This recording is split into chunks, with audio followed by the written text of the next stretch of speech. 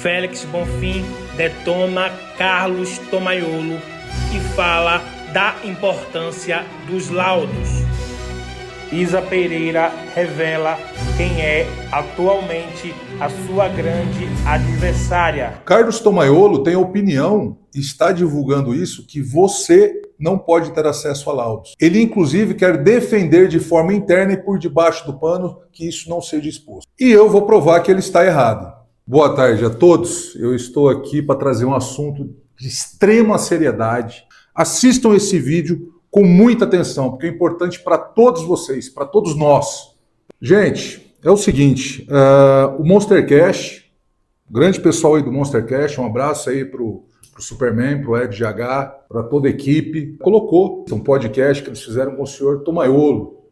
O senhor Tomaiolo, para quem não sabe, hoje ele trabalha na empresa FTW e ele faz parte de uma associação que se chama-se Brasnutri, a qual eu já comentei, já falei para vocês a minha opinião sobre essa associação, mas as afirmações que o senhor Tomaiolo fez, a opinião que o senhor Tomaiolo difundiu é extremamente séria, é extremamente grave. E eu vou aproveitar esse vídeo, inclusive, para fazer alguns contrapontos e passar algumas informações que o mercado e os players não sabem. Vai começar o vídeo aqui, vamos lá. Falando que não tinha produto, não tinha nem proteína. Você tava, então, na época que quando estourou os laudos do Félix lá? Como foi essa época? Conta aí um pouquinho. Você tava onde? Você tava na probiótica? Cara, essa época eu tava na probiótica. Como que foi isso pro mercado? Probiótica. Como que foi isso pro mercado, velho?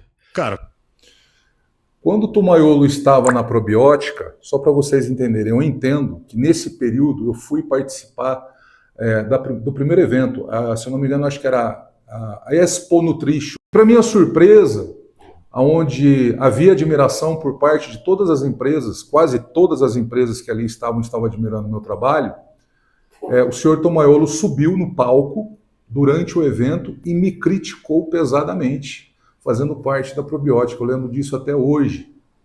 E mesmo assim eu respeitei a sua opinião. Durante todos esses anos sempre te tratei de forma educada, respeitando os seus pontos de vista. Nunca toquei nesse assunto, mas hoje não dá para ficar calado. Inclusive, Tomaiolo, quando você me criticou lá na Expo Nutrition, quando você subiu no palco pesadamente, representando a probiótica, eu achei aquilo ridículo. Então hoje eu estou falando pela primeira vez, eu achei aquilo ridículo.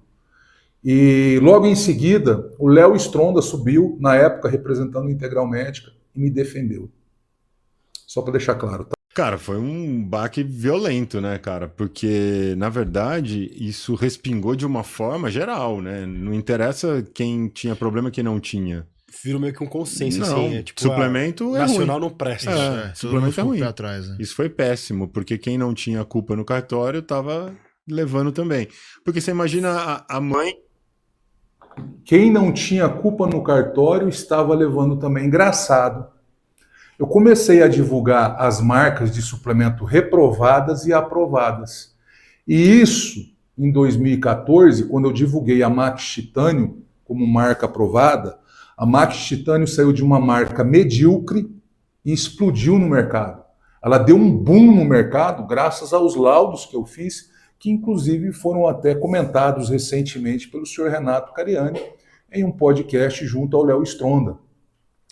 Só por aí já vê que a sua afirmação é totalmente errônea, Tomaiolo. Totalmente errônea. Várias empresas se beneficiaram disso, principalmente as empresas idôneas, que investem em qualidade, que investem em laboratório, que testam a sua matéria-prima antes de colocar na produção. Essas empresas saíram ganhando sim. Inclusive, foi por causa dessas empresas que foram reconhecidas como marcas idôneas que existe hoje, por exemplo, a Copenhagen, que tem hoje mais de 40 empresas que atestam e certificam a sua qualidade. Foi por causa dessas empresas que a Abenutri começou a fazer o seu trabalho de fiscalização no mercado. Foi por causa de empresários idôneos que o senhor deveria representar e não falar esse tipo de pensamento, que essas empresas hoje querem ser reconhecidas pela qualidade que ela tem. Culpa no cartório tava levando também. Porque você imagina a mãe que sempre escutou e falava pro filho assim, isso é perigoso, menino, isso é droga. Aí vem uma notícia como essa. Não falei? Isso aí, ó, suplemento é tudo droga. Deixa claro, não foi péssimo o seu trabalho, Flex, seu trabalho foi excelente. Não tô falando do trabalho dele. Para todas as marcas nacionais. Exatamente. Obrigado, Superman, obrigado. Mas foi necessário. Foi necessário. Não existia isso, né? Aquilo fez uma limpa. O Félix, com o movimento... Não existia isso, ele limpou o mercado, cara. Teve muito farinheiro. Eu nunca vi isso. Eu acho controverso do seguinte ponto. Eu acho que a intenção de limpar o mercado, de fazer e tal, eu acho que isso é positivo. Acho que isso é legal, né? Mas não dá pra ser um justiceiro, né, cara? Não dá pra ser assim, né? É a mesma coisa a gente falar, então sai matando todos os bandidos aí na rua. Não dá pra fazer isso, não é assim. Eu acho que a associação, ela tem que começar a se testar, entendeu? Esse é o ponto. Né? Hoje a gente tá lá na Brasnutri, é do interesse, e existe estatuto lá dentro para isso, código de ética e tal. As marcas, elas dentro da própria associação, elas têm que se testar, elas têm que... O que você falou é uma piada, o que você falou é uma mentira.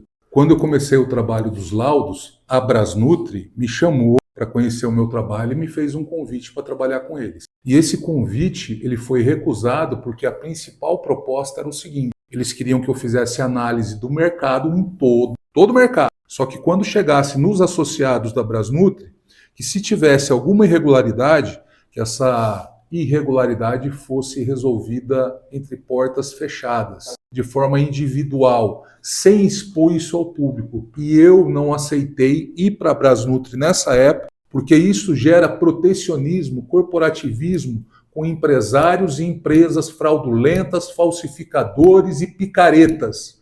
Tanto é que, na época, a maior empresa fraudulenta, a maior empresa que fazia adulterações no mercado, estava dentro da Brasnutri e o dono dessa empresa era conselheiro da Brasnutri.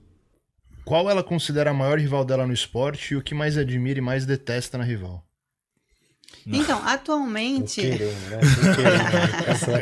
Zé Polvinho aqui. Não, mas eu posso responder. É por isso que eu perguntei antes. O pessoal tá Zé Polvinhando. Qual o nome dele? Matheus de Souza. Matheus, você gosta de uma intriga, Matheus. Mas vamos lá, vou te responder aqui, porque não tem problema nenhum responder isso. Gente, eu tô acostumada com perguntas polêmicas. Esse já é o meu 4º podcast aqui no Brasil, então...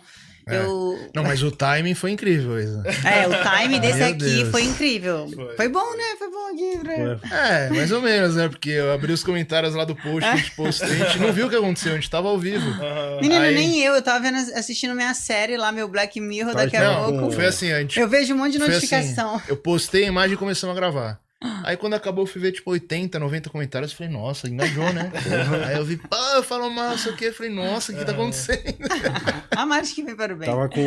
Tava com o Carlos Tomayolo aí. A gente tava conversando com o Tomayolo aqui. Lembrando, pessoal, assista o episódio de ontem. Foi muito bom, cara. Carlos Tomayolo, excelente episódio. Cara, fenomenal, hein? Assista lá. Pra mim, um dos melhores monsters já feitos. Legal. Assista com o cara. Falando de mercado, de marketing, foi bem legal. Tomayolo é um cara, surpreendente. Bacana. Que legal. Então, agora respondendo a sua pergunta, honestamente, hoje, no cenário que nós temos da Wellness hoje, por tudo que aconteceu e que vem acontecendo, eu acho que a minha maior adversária hoje é a Eduarda. Sem sombra de dúvidas. Até pelo tempo de evolução que ela teve, a curva de evolução que ela tem. A garota tem 2 anos de competição. Garota, gente, no bom sentido, tá? Porque a gente tem que ter cuidado até... o pessoal não. É porque o Zé Povinho pega pra intriga. Carioca tem mania de falar garota, né? O Zé Povinho pega pra intriga. A curva de evolução que a Eduarda teve foi surreal. Sim. Em 2 anos, a menina saiu do amador pro top 3 Olímpia, campeã do Arnold. Então, pela curva de evolução, acho que ela é a minha maior rival. Ela tem muito mais a evoluir do que propriamente a Franciele, se fosse comparar. Entendeu? Até do que eu, né? Sim. Então, acho que a minha maior rival é ela. E a pergunta dele é o que eu mais gosto. O que você mais admira e mais detesta. Bom, o que eu conheço do Eduardo... Vamos começar pela detesta. É uma palavra forte. Que detesta é a palavra forte. O que eu conheço do Eduardo, eu não tenho nada que me fale assim, eu detesto isso ali. Nem ninguém, gente. Nem na Franciele tem alguma coisa que fala assim, detesto alguma coisa na Franciele. Não detesto ninguém. Meu círculo de amizade. Detestar é uma palavra muito forte. Então o povo tá muito sentimental aí no chat. Gente, só não tem. Eu detesto bandido. Gente que pratica o mal, que mata, que rouba, enfim. E o que eu mais gosto na Eduarda Eu acho que é a feminilidade dela, a representatividade dela dentro da categoria. Acho ela uma menina comunicativa, engraçada pra caramba. Eu gosto É de bom, gente né? engraçada. Ter Ela é uma. pra cima, ela é pra É, cima. uma eu pessoa gosto de que tá gente assim. sempre alegre pra cima, isso é legal. No backstage, às vezes tem aquela tensão, né, de competição e ela tá sempre ali. E eu acho Nos bacana a amizade de vocês também. Acho que Sim, ela me respeita muito, como eu também a muito respeito legal isso, muito. porque poderia ser subir num salto, né, num pedestal e se achar tal, A mas gente fez o Arnold Talk agora, É. eu e ela e o... foi qual é o bem nome dele? bacana, eu gostei O Renan, da do Forfeit Club. Forfeit. da Forfeit, então Renan foi Zé. bem legal. Então eu gosto Voltar, muito velho. dela nesse quesito. Ela é uma Aham. pessoa bem tranquila, não é snob, é uma menina humilde, tranquila. Humilde que eu digo assim, Merecedora, né, é de tudo que merecedora, ela tem. que tá sempre incentivando as mulheres, chama todo mundo de rainha, rainha pra cá, rei, rainha. Então eu acho legal, é engraçada, parece uma menina do bem. Então eu acho que é mais isso, né? Dedicada pra cacete também. Porque a evolução que ela teve do Olímpia pro Arnold mostra que ela é uma grande atleta É. também. E sabe o que é o mais assustador da Eduarda, velho? Que ela tem muito pouco tempo de competição, mas ela tem uma tranquilidade, uma presença de palco, Ela se sente à vontade. que ela tá, tipo, parecendo que ela É. tá posando É. na sala da casa dela, velho. Sim. Muito louco isso, tipo, isso, assim, eu esperaria isso de uma Angela Borges, que já Aham. compete a vida inteira. Aham. Ela começou a competir faz nem 2 anos, É, velho. E ela tá lá realmente. subindo no palco, assim, no ar, como se estivesse na sala da Sim, casa. sim. Eu acho que a pessoa Isso é nasce foda. com isso também, sabe? Isso Eu é acho foda. Tem isso é uma pessoas que vão coisa pessoal competir também. 10, 15 anos e vai ter mais dificuldade, de, É. por exemplo, E ela- uma menina que já tá competindo também há muito tempo, a Chitarra. Sim. E ela sempre fala que a maior dificuldade, pelo menos eu via nas caixinhas de perguntas quando ela respondia, é que a maior dificuldade dela era pose. É. E ela é uma menina que compete desde FBB, competi com a Chitarra no Brasileiro de 2000, acho que 16 Faz ou tempo 17. também, é. E ela tem essa dificuldade de posar. Então acho que posar, a pessoa nasce com aquilo, sabe? E claro, com o Desenvolve, claro, tempo é. vai Se aperfeiçoando. aperfeiçoa. No caso do Eduardo, ela falou que não sabia, ela era modelo, então ela teve esse negócio de É, palco, de tirar Sim, foto. ou seja, ela já tá enturmada com esse ela ambiente. já tem já um feeling, né? É, já era mais... Bem legal.